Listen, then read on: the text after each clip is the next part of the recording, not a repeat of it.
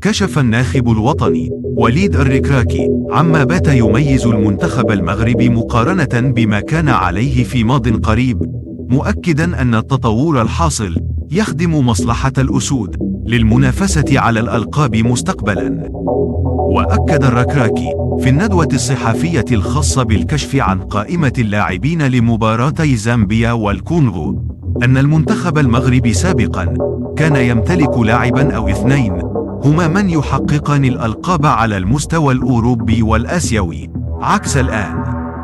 وتابع بالقول: عدد من اللاعبين حققوا ألقابا مع أنديتهم في آسيا وأوروبا وإفريقيا كذلك، وهذا أمر رائع إلى جانب الأرقام والإحصائيات التي تؤكد تطور العناصر الوطنية، وهو ما يخدم المنتخب المغربي على مستوى الشخصية والتنافس على الألقاب. وأفصح الركراكي عن قائمة اللاعبين الخاصة بالمباراتين سالفتي الذكر، والتي شهد حضور اللاعب أسامة ترغالين لأول مرة.